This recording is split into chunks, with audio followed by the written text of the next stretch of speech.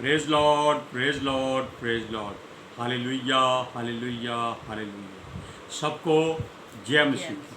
परमेश्वर, हमारा परमेश्वर जो सबका परमेश्वर है, वो चाहता है कि उसके अपने लोग, जो उसके चुने हुए लोग हैं, उसके मार्गों पर चले नहीं, दौड़ें। अगर नहीं चलते तो परमेश्वर उन पर अनुग्रह नहीं करता। हालेलुया। आज के सुसमाचार के लिए परमेश्वर की बेटी प्रार्थना करेगी। Hallelujah. Thank you Jesus, thank you Lord, thank you ਪਿਤਾ ਆਤਮਾ ਜੀ। ਤੁਹਾਡਾ ਧੰਨਵਾਦ, ਤੁਹਾਡਾ ਸ਼ੁਕਰ ਕਰਦੇ ਇਸ ਵਾਰੀ ਅੱਜ ਦੇ ਸੁੰਦਰ ਦਿਨ ਲਈ, ਸੁੰਦਰ ਸਮੇਂ ਲਈ, ਸੁੰਦਰ ਸੁਬਾਹ ਲਈ ਪਿਤਾ ਜੀ, ਜੋ ਸਾਡੀਆਂ ਜ਼ਿੰਦਗੀਆਂ 'ਚ ਬਖਸ਼ੀ ਪ੍ਰਭੂ, ਖੁਸ਼ੀਆਂ ਤੇ ਆਨੰਦ ਦਾ ਦਿਨ ਬਖਸ਼ਿਆ, ਤੰਦਰੁਸਤੀ ਦਿੱਤੀ ਪਿਤਾ ਜੀ, ਔਰ ਆਪਣੇ ਕਦਮਾਂ 'ਚ ਬੈਠਣ ਲਈ ਆਪਣਾ ਫਜ਼ਲ ਬਖਸ਼ਿਆ ਪ੍ਰਭੂ।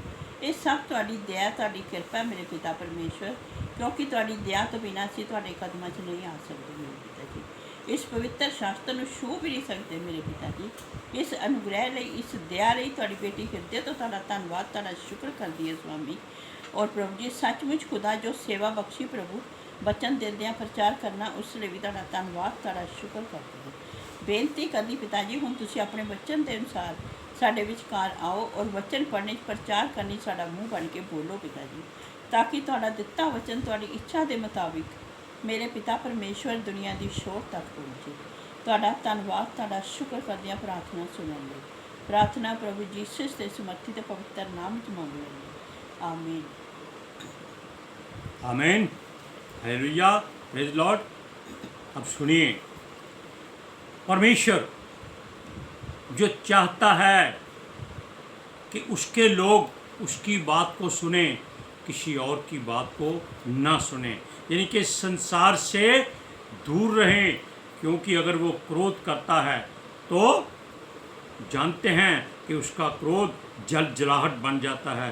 उसके अपने लोग उसके मार्गों पर चलें, परंतु अपने परमेश्वर की बात को ये लोग अनसुना करते हैं। जब परमेश्वर ने यहूदा कौम के यहूदियों को, परमेश्वर के चुने हुए लोगों को, यिर्मयाह के जो वचन, यानी कि यिर्मयाह के द्वारा उनके पास वचन भेजे, लेकिन उन्होंने उसकी बात नहीं सुनी, अनसुनी कर दी। परमेश्वर का क्रोध उन पर पड़ने वाला है। यिर्मयाह ने आकर उनको बताया, इसलिए सुधर जाओ, अपने पहले भी अपने सारे किए हुए पापों को भूल जाओ और याद कर लो, दोबारा पाप मत करो। उनको पहले भी परमेश्वर के सब दासों और नबियों के द्वारा वो उनको वचन भेजता आया है, चेतावनी देता है, मगर उन्होंने उनकी कोई बात नहीं मानी, न सुनी। नबियों ने उनको बहुत समझाया था कि बुरी चाल छोड़ दो और जो काम गलत है उनसे दूर हो जाओ, अपने कामों से मन फिराओ और परमेश्वर की ओर मुड़ जाओ। हालेलुया। सुनिए, क्योंकि वो यहूदी और यहूदावासी सब के सब लोगों से क्रोधित था, क्योंकि ये सब लोग अपनी चाल से फिरते नहीं थे, ये बुरे कामों में फंसे थे, ये संसारिक बातों में उलझे हुए थे। Hallelujah, praise Lord. ये गैर जातियों की तरह उनके साथ मिलकर उनके जैसे काम करते थे, मूर्ति पूजा करते थे, किसी बात में परहेज नहीं करते थे, व्यभिचारी और घमंडी बने हुए थे, क्योंकि ये जानते थे इनका परमेश्वर दयालु है, वो क्षमा कर देता है। लेकिन अब परमेश्वर उनको चेतावनी दे रहा है कि अब वो इनको क्षमा नहीं करेगा, इसलिए सुधर जाओ तो अच्छी बात है। जो वो कहता है उनके अनुसार अपनी चाल चलो। हालेलुया। क्योंकि हर एक जाति बेशक परमेश्वर की ओर से बनाई हुई है, लेकिन जो यहूदी कौम है, इज़राइली कौम है, याकूब वंशी है, और ये सारे लोग ये परमेश्वर की ओर मुड़ जाएं। वो कहता है कि ये खास लोग हैं, इनको परमेश्वर की तरफ ही रहना चाहिए, ये गैर जातियों में ना मिलें, ये परमेश्वर की आज्ञा को भूल जाते हैं, ये उनके जैसे काम करते हैं, ये मूर्ति पूजा करते हैं। परमेश्वर चाहता था कि इनको उपजाऊ भूमि में ले जाऊं, लेके भी गया वो। इनको भी उसने वही जगह दी जहाँ पर दूध और शहद की धाराएं बहती थी, मगर ये लोग घमंडी हो गए, ये अपने परमेश्वर से फिर गए। हालेलुया। इन लोगों ने परमेश्वर को हर बात में क्रोध दिलाया और उसके नबियों और दासों और संतों की कोई बात नहीं मानी। हालेलुया। तब परमेश्वर की ओर से इनको फिर चेतावनी भेजी गई कि संभल जाओ, सुधर जाओ, मान जाओ। लेकिन इन्होंने उसकी बात पर कोई कान नहीं लगाया। ये अपने लोगों से बहुत दूर होते जा रहे थे, लेकिन परमेश्वर का क्रोध इन पर बढ़ता जा रहा था। परमेश्वर चाहता था वो उसकी सुने। उसने एक मिसाल दी, कहता है रेकाब वंशियों ने अपने प्रधान योनादाब की बात सुनी और उसकी बातों को मानकर, उसके वचनों को मानकर उसके लीक पर चले। न मदिरा पीते हैं, न घर बनाते हैं और न ये दाख की बारियां लगाते हैं। लेकिन परमेश्वर के लोग परमेश्वर की नहीं सुनते। इन वचनों को सुनिए। यिर्मयाह की पुस्तक 35 अध्याय उसकी 15 और 16 आयत में क्या लिखा है।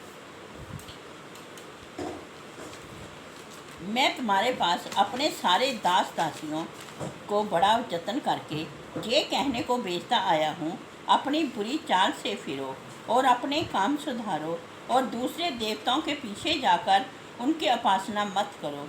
तब तुम इस देश में जो मैंने तुम्हारे पितरों को दिया था और तुमको भी दिया है उसको पाओगे। पर तुमने मेरी ओर कान नहीं लगाया, ना मेरी सुनी।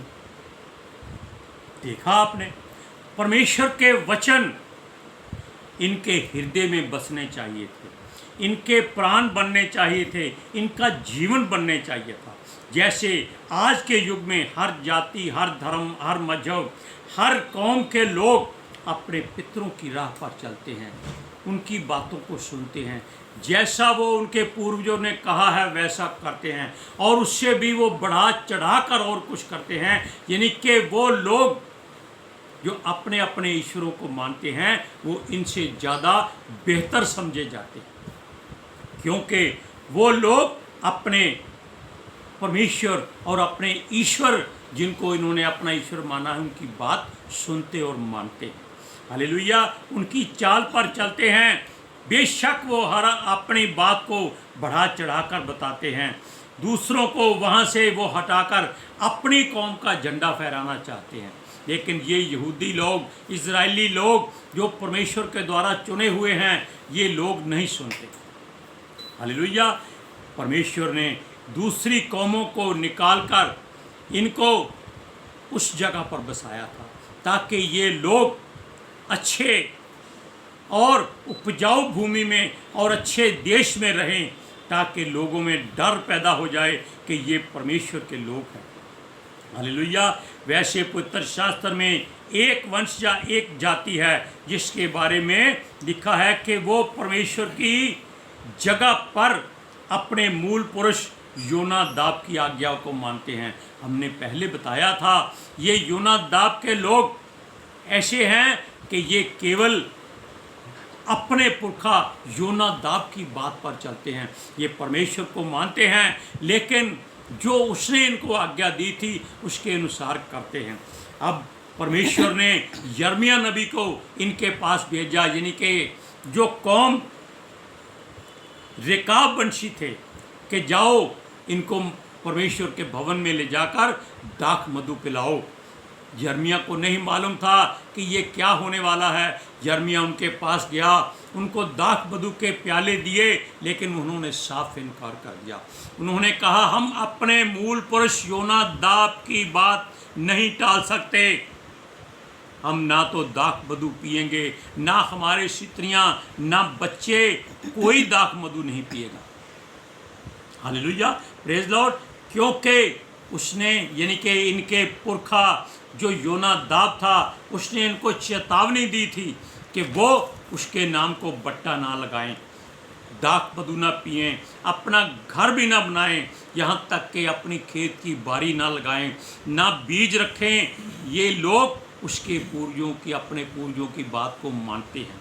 देखो ये लोग कितने सुधरे हुए हैं, समझदार हैं, ये अपने पितरों की कितनी इज्जत करते हैं, लेकिन ये अच्छी बात को मानते हैं। बुरी बात क्या है इनको नहीं मालूम, लेकिन यहूदियों और इजराइलियों को उनका परमेश्वर जो चुनता आया है, हर बुराई से निकालता आया है, हर मुश्किल से वो इनको बचाता आया है, युद्धों में बचाता आया है, अच्छे देश देता आया है, और इनके आगे आने वाली हर कौम को वो नाश करता आया है, वो भी इन्हीं के द्वारा। इन्होंने पहले बात नहीं मानी थी, इनको परमेश्वर ने 430 बरस तक फिरौन के राज्य में यानी कि मिस्र में दास बनवा कर रखा था, लेकिन फिर उसने सुना इनकी दुहाई, इनको आज़ाद किया। ये आज़ाद होने के बाद फिर ये 40 बरस अपनी गलती के कारण भुगतते रहे। इन्होंने परमेश्वर को बार बार क्रोध दिलाया, क्योंकि ये केवल खाना मांगते थे और क्या मांस मांगते थे। लेकिन योनादाब और उसके लोग यानी कि रेकाब वंशी लोग जो हैं वो इस बात को जानते थे कि उनके पुरखा पूर्वज योनादाब ने जो कहा है कोई बुरी बात नहीं कही, सब अच्छी बातें कही है। परमेश्वर के वचनों में सब जगह लिखा है कि उसकी बात मानो तो तुम आशीष पाओगे, बरकत पाओगे, और परमेश्वर तुम पर अनुग्रह करेगा, दूसरी जातियों से निकाल कर तुमको उच्च करेगा। वो कहता है मैं उनके पूर्वज इब्राहिम का परमेश्वर, इसहाक का परमेश्वर और याकूब का परमेश्वर हूँ, क्योंकि वो जीवितों का परमेश्वर है। और ये लोग उसके लोग मुर्दों में रहकर मुर्दा कौम बनने की कोशिश कर रहे हैं, ये मूर्ति पूजा करते हैं, ये लोगों के साथ समध्याना करके उनके बेटे बेटियों से शादी करके अपनी कौम का सत्यानाश करते हैं। क्यों? जो परमेश्वर को पसंद नहीं ये लोग वही कर रहे हैं। इसलिए परमेश्वर चाहता है कि इनको एक बार ऐसा तंग करूं कि ये लोग सुधर जाएं, लेकिन वो जानता था कि ये ढीठ लोग हैं, ये नहीं सुनते, इनके सरों पर घाव हो जाएं, ये जो जख्म हो जाएं तो भी ये उसकी बात नहीं मानते। रेकाबी परमेश्वर ने कहा अच्छे लोग हैं, क्योंकि उन्होंने परमेश्वर की बात बेशक एक तरफ की है, लेकिन उन्होंने कोई बुरा काम नहीं किया। वो किसी के साथ समझाना नहीं करते, वो केवल अपनी कौम में रहते हैं, अपनी कौम को ऊंचा करते हैं, उसको घटने बढ़ने देते हैं, लेकिन अपनी मर्जी से, किसी गैर की मर्जी से नहीं। वो मूर्ति पूजा नहीं करते, वो दाख मदरा नहीं पीते, वो घर नहीं बनाते। Hallelujah, praise Lord. वो लोग दाख की बारियां नहीं लगाते, ना वो बीज इकट्ठा करते हैं। इसलिए परमेश्वर ने उन पर अनुग्रह किया है, और परमेश्वर चाहता है कि रेकाब वंशियों का एक मूल पुरुष चाहे कोई भी हो, परमेश्वर के भवन में सदा खड़ा रहेगा, यानी कि परमेश्वर की निगाह में उसका वंश बना रहेगा। देखो लोग जो अच्छा काम करते हैं परमेश्वर उनको चुनता है, जानता है।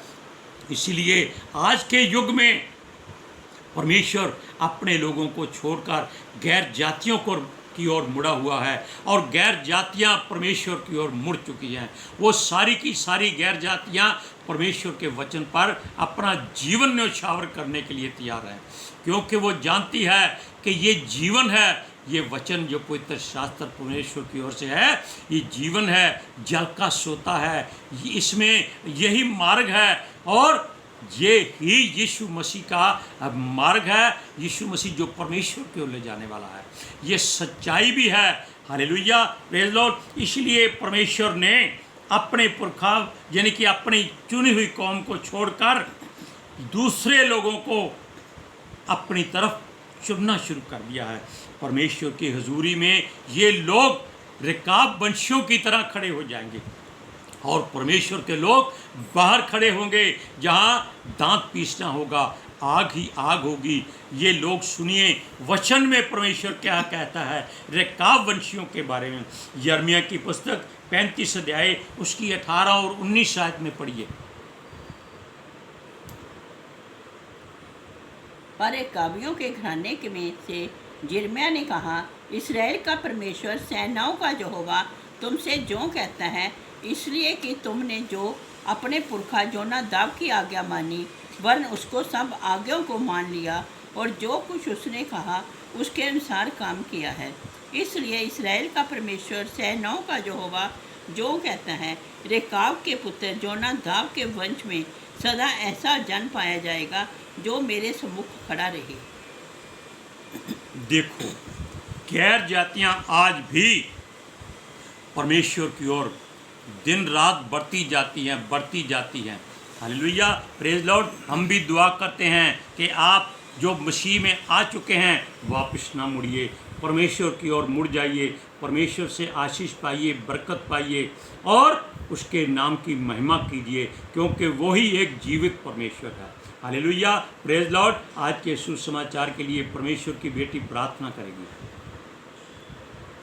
Hallelujah, thank you Jesus, thank you Lord, thank you पितर आत्मा जी। ਤੁਹਾਡਾ ਧੰਨਵਾਦ, ਤੁਹਾਡਾ ਸ਼ੁਕਰ ਕਰਦੇ ਸਵਾਮੀ, ਸਾਡੇ ਵਿਚਕਾਰ ਆਉਣ ਲਈ, ਵਚਨ ਪੜ੍ਹਨੇ, ਪ੍ਰਚਾਰ ਕਰਨੇ, ਸਾਡਾ ਮੂੰਹ ਬਣ ਕੇ ਬੋਲਣ ਲਈ ਪਿਤਾ ਜੀ। ਤੁਹਾਡੀ ਬੇਟੀ ਹਿਰਦੇ ਤੋਂ ਤੁਹਾਡਾ ਧੰਨਵਾਦ, ਤੁਹਾਡਾ ਸ਼ੁਕਰ ਕਰਦੀ ਸਵਾਮੀ। ਸੱਚਮੁੱਚ ਖੁਦਾ ਤੁਹਾਡਾ ਦਿੱਤਾ ਵਚਨ ਤੁਹਾਡੀ ਇੱਛਾ ਦੇ ਮੁਤਾबिक ਮੇਰੇ ਪਿਤਾ ਪਰਮੇਸ਼ਵਰ ਦੁਨੀਆ ਦੀ ਸ਼ੋਰ ਤੱਕ ਪਹੁੰਚੇ, ਲੋਕ ਸੁਣਨ ਔਰ ਸੱਚਾਈ ਨੂੰ ਜਾਣਨ ਔਰ ਸੱਚਾਈ ਉਹਨਾਂ ਨੂੰ ਆਜ਼ਾਦ ਕਰੇ ਪਿਤਾ ਜੀ। ਮੈਂ ਤੁਹਾਡਾ ਧੰਨਵਾਦ, ਤੁਹਾਡਾ ਸ਼ੁਕਰ ਕਰਦੀ ਹਾਂ ਸਵਾਮੀ। ਔਰ ਤੁਹਾਡੇ ਬੱਚੇ, ਤੁਹਾਡੀ ਸਾਰੀ ਪ੍ਰਜਾ ਹਮੇਸ਼ਾ ਪ੍ਰਭੂ ਯੀਸ਼ੂ ਤੁਹਾਡੇ ਅਨੁਗ੍ਰਹਿ ਵਿੱਚ ਬਣੇ ਰਹੇ। ਆਮੀਨ। आमीन। हालेलुया। सबको जय मसीह की।